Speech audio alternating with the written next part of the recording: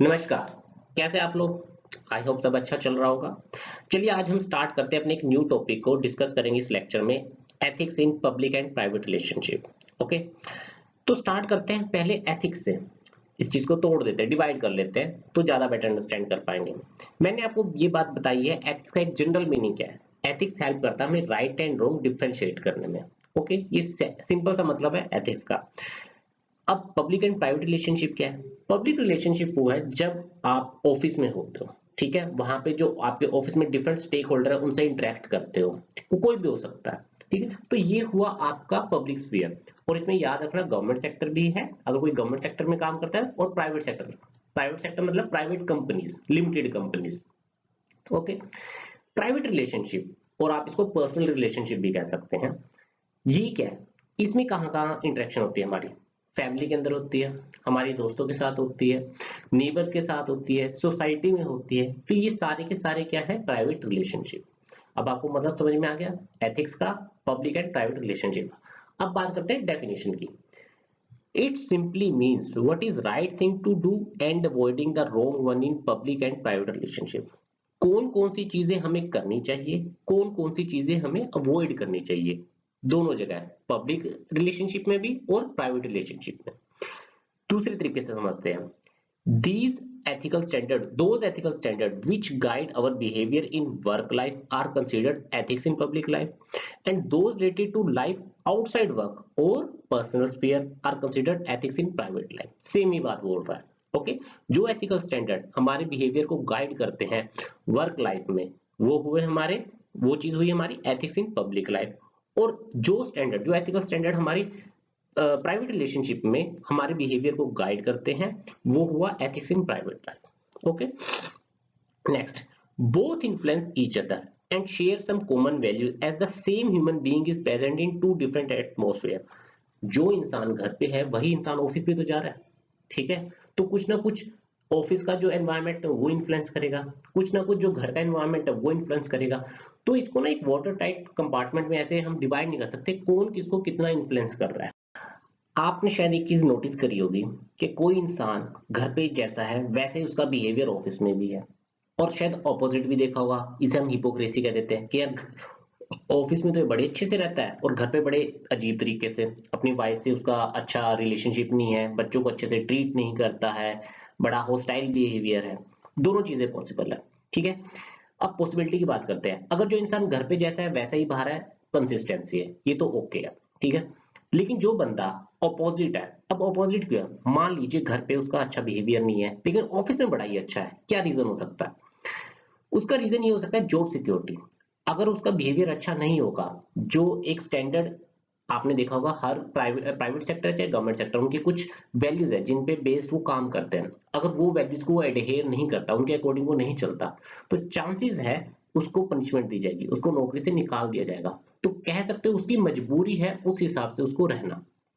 Okay, तो इसलिए वो उसका बिहेवियर ऐसा है ऑफिस में, मतलब अच्छा है। Example of ethics in private life, एक एग्जाम्पल ले लेते हैं। Couple should not cheat on each other, it is wrong and must be avoided.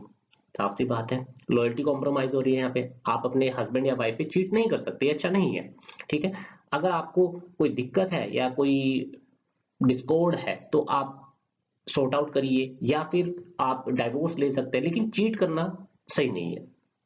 Next, example of ethics in public life, being an employee you should not disclose trade secret of a company to the competitor।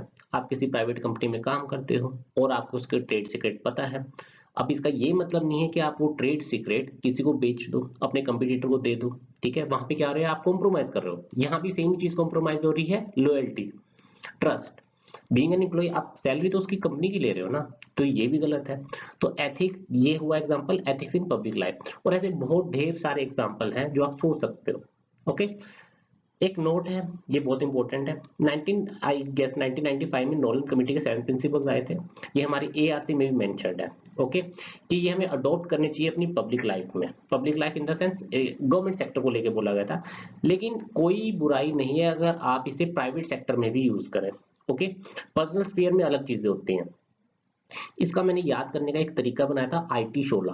शोला का मतलब forest होता है, और ये केरल मेरे ख्याल से south India में ये वर्ड यूज होता है। ओके, अब ये मुझे बनाना क्यों पड़ा, ये इसलिए बनाना पड़ा, होता ये था जब मैं आंसर राइट करता था, या तो मुझे 5 वैल्यू याद रहती थी या 6 रहती थी, या कोई ना कोई मैं चेंज कर देता था, कोई और वैल्यू लिख देता था। तो मैंने आईटी शोला ये वर्ड यूज किया, integrity, transparency, selflessness, honesty, objectivity, leadership and accountability. ये आपको याद करना है और मेंशन भी करना है। जब आप आंसर लिखोगे अपने आंसर की जस्टिफिकेशन के लिए, भाई ये क्यों इंपॉर्टेंट है, तो आपको ये लिखना है। आप इससे एक्स्ट्रा मार्क्स ले सकते हो, लिखना ही लिखना है, ये समझ लो। आइए अब डिस्कस करते हैं डिफरेंसेस को, इससे आपको और बेटर क्लैरिटी होगी कंसेप्ट को लेके। Okay, ethics in private relationship, दूसरी तरफ है ethics in public relationship. First point, private वाला, it is informal in nature and based on emotional bond. जो घर पे जो दोस्तों के साथ इंटरेक्शन होती है वो इमोशन के बेस पे होती है। ओके, लेकिन ऑफिस में ऑपोजिट है, आपको पसंद हो ना हो आपको इंटरेक्ट करना ही पड़ेगा। It is formal in nature. Okay, second, it is guided by individual moral principle. जो घर पे हैं एक इंसान के कुछ मोरल प्रिंसिपल होते हैं, ओके, उस बेसिस पे इंसान काम करता है, ठीक है। लेकिन ऑफिस में प्रोफेशनल प्रिंसिपल्स है, उसके बेसिस पे आपको काम करना है, उसके बेसिस पे आपको अपना बिहेवियर शो करना है। घर पे आपके नेगेटिव वैल्यूज भी शो कर सकते हो, लेकिन ऑफिस में नहीं शो कर सकते, remember. Okay, third point, these standard are influenced by many factor like family, religion, custom, norms and developed by mean of socialisation. जो आपकी मोरल वैल्यू, जो भी वैल्यू आपने डेवलप हुई है किसी इंसान के अंदर हुई है, उसमें बहुत सारे फैक्टर मैटर करते हैं। फैमिली है, रिलीजन है, ठीक है, ये सारी बातें। और ऑफिस है, आपका जैसा मर्जी डेवलपमेंट हुआ हो, ठीक है, लेकिन ऑफिस में आपको कुछ एक पर्टिकुलर बिहेवियर ही शो करना है।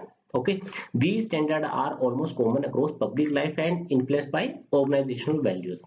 Fourth point, breaking these standards may or may not bring punishment. For example, domestic violence can put someone in jail. Okay, ऐसा भी हो सकता है आपकी हस्बैंड वाइफ की लड़ाई हो, बस लड़ाई होकर खत्म भी होगी हो, लेकिन हस्बैंड ने कुछ ज्यादा कर दिया है तो उसको जेल में भी डाला जा सकता है। तो डिपेंड करता है नेचर ऑफ के हुआ क्या है। ओके, उस चीज पे मैटर करता है, तो पनिशमेंट उस चीज पे मैटर करेगी। लेकिन ऑफिस में ऐसा नहीं है, ठीक है। अगर आपने कोई मिस्टेक कमिट की है उसके लिए आपको पनिश किया जाएगा, लेकिन ग्रेविटी ऑफ मिस्टेक पे मैटर करता है कि आपको पनिशमेंट कितनी मिलेगी। वो सस्पेंशन भी हो सकती है, डिमोशन भी हो सकती है, रिमूवल भी हो सकती है, और शायद बस गालियां देके छोड़ा भी जा सकता है। Breaking the standard brings some kind of punishment depending on what someone has done. Fifth, ethics in private relationship की बात कर रहे हैं। Principles, love, loyalty, truthfulness, responsibility. Okay, घर पे हम ये प्रिंसिपल फॉलो करते हैं। एथिक्स इन पब्लिक रिलेशनशिप, यहाँ पे कौन से प्रिंसिपल फॉलो करते हैं? Accountability, impartiality, integrity, compassion. एक और चीज, ये प्रिंसिपल एक्सचेंजेबल है। ओके, जरूरी नहीं है ये वाटर टाइट कंपार्टमेंट में है कि ये यहीं होंगे और ये वाले इसमें एथिक्स इन प्राइवेट रिलेशनशिप में होंगे, ये इंटरचेंजेबल है। जैसे कंपैशन है, कंपैशन दोनों जगह हो सकता है। Importance of ethics in private life, ethics हमें चाहिए क्यों? किसी भी सोसाइटी की जो बेसिक यूनिट है, ओके, वो है फैमिली। अगर यही डिस्टेबलाइज होगी तो ये पूरी की पूरी सोसाइटी को डिसइंटीग्रेट कर देगी। तो ये जो फैमिली है, एक बेसिक यूनिट है, इसको स्टेबल करने के लिए एथिक्स बहुत जरूरी है। ओके, जैसे जस्ट अभी हमने देखा कौन कौन से प्रिंसिपल है जो हमारे प्राइवेट लाइफ में गवर्न करने में हमें हेल्प करते हैं। ट्रस्ट है, लव है, कंपैशन है, ट्रूथफुलनेस है। जब जो फैमिली है वही डिसइंटीग्रेट होगी तो सोसाइटी भी तो डिसइंटीग्रेट हो जाएगी। तो इस चीज को, पूरे इस सर्कल को, सोसाइटी को स्टेबल करने में हेल्प करता है। कैसे? फैमिली को स्टेबलाइज करके। Next point, it also helps to strengthen the bond between different organ of society, specially in a heterogeneous. Heterogeneous मतलब अलग अलग टाइप के। जैसे इंडिया है, इंडिया में कितनी वैरायटी है, ओके, कितनी ज्यादा डाइवर्सिटी है। उस चीज को स्टेबलाइज करने में, उसमें एक बॉन्ड, अच्छा बॉन्ड क्रिएट करने में हेल्प करता है। एग्जाम्पल से समझते हैं। Right and mob lynching is happening because we lack ethics and morality. इसीलिए तो हो रहे हैं। एथिक्स हमें क्या सिखा रहा है? एथिक्स हमें डिफरेंशिएट करने में हेल्प कर रहा है, किस बेसिस पे? रैशनैलिटी के बेसिस पे, क्रिटिकल थिंकिंग में। तो एथिक्स प्रमोट करता है साइंटिफिक टेम्पर। ओके, अब हम मान लीजिए आपके पास कोई फॉरवर्ड मैसेज आया है, ठीक है, और वो बेस्ड है कि भाई मॉब लिंचिंग के या कोई ऐसी फेक न्यूज है, आप उसे आंखें बंद करके मान लेते हो। ओके, तो ये क्या है? ये गलत है। एथिक्स हमें सिखा रहा है कि नहीं, आप इस चीज को आंखें बंद करके मत मानिए, ठीक है, अपनी रैशनैलिटी यूज करिए, क्रिटिकल थिंकिंग यूज करिए कि ये सच है कि नहीं है। Okay, next point, ethics helps to promote trust between individual and organization by ensuring that they act with integrity, honesty and fairness. When people and organization behave ethically, they are more likely to trusted by others. Trust कैसे develop होएगा? जब honesty होगी, जब fairness होगी, तभी होएगा ना। Organisation कौन सी है जो हमारी पब्लिक स्फीयर में है, ओके, और जो इंडिविजुअल है उनमें ट्रस्ट कैसे डेवलप होएगा? तभी होगा ना जब एथिक्स होगा। एथिक्स क्या प्रमोट कर रहा है? ऑनेस्टी, इंटीग्रिटी, फेयरनेस प्रमोट कर रहा है। किस बेसिस पे? रैशनैलिटी एंड क्रिटिकल थिंकिंग पे। It can help to promote social responsibility by encouraging individual and organization to consider the impact of their action on society and the environment. अब ये आप इस चीज को ऐसे समझिए, कोई इंसान है, ठीक है, वो कार लेके जा रहा है, ठीक है, अगर वो कैलकुलेट करे इस चीज को कि उसके वो और अकेला ड्राइव कर रहा है, ओके, तो एनवायरमेंट को कितना हार्म कर रहा है। एथिक्स उसे ये चीज समझा सकती है कि नहीं, आप बस से भी ट्रैवल कर सकते हो, कोई और, या गाड़ी पूल करके जा सकते हो, तो उसका इफेक्ट एनवायरमेंट पे कम होगा, और जो लोग इस सोसाइटी में रह रहे हैं, जो एनवायरमेंट में रह रहे हैं, उन पे भी कम पड़ेगा। तो ये क्या है? Kind of social responsibility. इस चीज को एनकरेज करता है ethics. Importance of ethics in public life. कोई भी गवर्नमेंट है जब वो फॉर्म होती है, वो बहुत सारे प्रोमिसेस करती है कि हम पब्लिक सर्विस प्रोवाइड करेंगे, हमारी एफिशिएंसी ठीक करेंगे, डेवलपमेंट वर्क करवाएंगे, स्कूल बनवाएंगे, कॉलेजेस बनवाएंगे, जो कॉन्स्टिट्यूशन में obligation in the form of DPSP उनको फुलफिल करेंगे। ये होगा कैसे? जो गवर्नमेंट है अपनी पावर चैनलाइज करती है पब्लिक इंस्टीट्यूशन के थ्रू, लेकिन उन पब्लिक इंस्टीट्यूशन में काम करने वाला है एक ह्यूमन एम्प्लॉय, ओके। जब तक वो एथिकल स्टैंडर्ड फॉलो नहीं करेगा, ये प्रोमिसेस फुलफिल नहीं हो पाएंगे। इसलिए एथिक्स इंपॉर्टेंट है पब्लिक लाइफ में, okay. Second point, ethics in public institution help to check misuse and abuse of power. When corruption reaches high incline means top level, it brings damage to overall hierarchical system. मान लीजिए कोई employ है जो ethical standard follow करता है, जो ethics follow करता है पब्लिक लाइफ में, फर्स्ट वो खुद करप्ट नहीं होगा, दूसरा अगर कोई करप्शन कर रहा है वो उसको भी रोकेगा, ओके। तो ये क्या कर रहा है? It help to check misuse and abuse of power. Third point, the manner and the purpose of exercise of power affect public confidence and the trust in the public office and indirectly affect the credibility of government. मैं इसको आपको एक simple सा example देता हूँ इन tax का। हमें पता है दो तरह के टैक्स होते हैं, एक डायरेक्ट टैक्स, एक इनडायरेक्ट टैक्स। लेकिन इंडिया में डायरेक्ट टैक्स बहुत कम है। वो क्यों है? क्योंकि जो ट्रस्ट है वो मिसिंग है गवर्नमेंट को लेके। हम सभी कहते हैं गवर्नमेंट करप्ट है, हम क्यों टैक्स पे करें, ये सारा का सारा हड़प कर जाएंगे। मान लीजिए ट्रस्ट होता, और सभी के सभी टैक्स पे करना शुरू कर देते, ठीक है, तो आप ये सोचो कितना ज्यादा इफेक्टिव होता, ये सारा का सारा पैसा कितनी बेटर वे में यूज हो पाता। लोग बिलीव करते भाई ये पैसा घूम फिर के वापस हमारे पास ही आएगा in the name of development work, okay. तो एथिक्स इसलिए इंपॉर्टेंट है।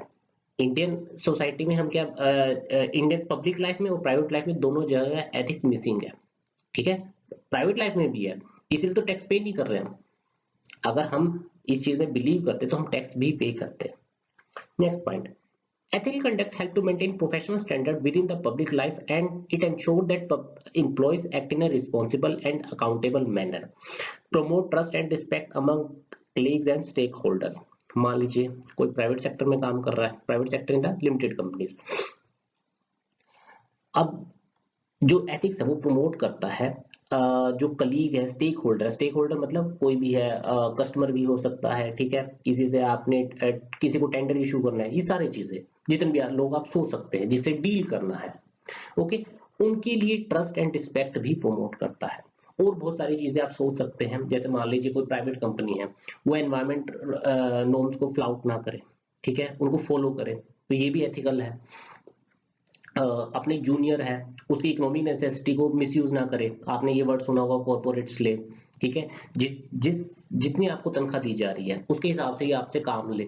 तो ये ऐसे एथिक्स यूज हो सकता है आपकी पब्लिक लाइफ में, ये है इसकी इंपॉर्टेंस। कंक्लूजन, आइडियली ऐसा होता है जो मोरल प्रिंसिपल, जो एथिकल प्रिंसिपल हम घर पे फॉलो कर रहे हैं वही डिटरमाइन करते हैं किस लेवल पे हम पब्लिक ऑफिस में वो प्रिंसिपल फॉलो करेंगे, ओके। और अभी जस्ट हमने देखा कि कुछ प्रिंसिपल कॉमन है पब्लिक एंड प्राइवेट में, कुछ प्रिंसिपल डिफर भी कर सकते हो जिसकी वजह से हो सकता है क्लैश, ठीक है, जिससे आपको गिल्ट भी हो सकती है, डिसअपॉइंटमेंट भी हो सकते हैं, आप दुखी भी हो सकते हो। एग्जांपल से समझते हैं।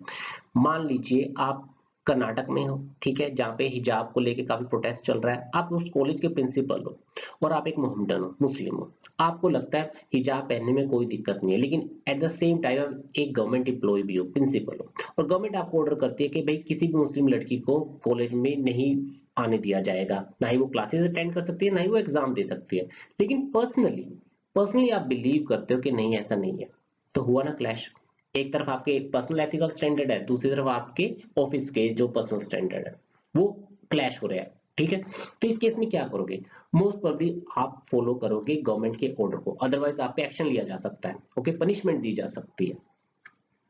अब आपको फॉलो भी करना चाहिए। अगर इनकेस आपको लगता है कि सही नहीं है, तो आप इस चीज को एड्रेस कर सकते हो विद इन द गवर्नमेंट, बहुत सारे चैनल है, ओके, या फिर आप अल्टीमेटली रिजाइन कर दो, भाई आपकी ये मॉरल वैल्यू के अगेंस्ट है, आप इस आपकी कॉन्शियस के अगेंस्ट है, आप नहीं फॉलो करना चाहते।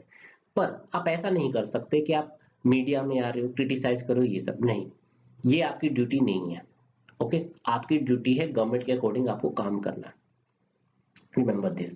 ये काम किसका है? ऑपोजिशन पार्टी का है। वो इन चीजों, इन मुद्दों को सामने रखेगी, ओके, वो अपोज करेगी। मीडिया चैनल का है, सिविल सोसाइटी का, वो सब इनको क्वेश्चन करने के लिए है available. Being a public servant, being a civil servant, आप ऐसा नहीं करेंगे। क्यों नहीं करेंगे? क्योंकि ये डिस्टेबलाइज कर देगा किसको? एडमिनिस्ट्रेशन को। It is really disasters and chaotic for the administration, remember this, okay. तो यहाँ पे हमारा ये टॉपिक हुआ फिनिश। इन केस आपको कोई डाउट है, कोई क्वेरी है, प्लीज आप मुझसे कमेंट सेक्शन में पूछिए, ओके। आप मेरा एथिक्स का जो चैनल है, आरएस एथिक्स के नाम से, ये टेलीग्राम पे वो ज्वाइन कर सकते हैं। वहां पे मैं न्यूज अपडेट करता हूँ एक्चुअली में ना, और वहां मेरे नोट्स भी अवेलेबल है। ये सारी की सारी पीपीटी मैंने वहीं से बनाई है, ओके। आपको कुछ नोट डाउन करने की जरूरत नहीं है, याद रखिए बात, okay. So please like and subscribe my channel and thank you.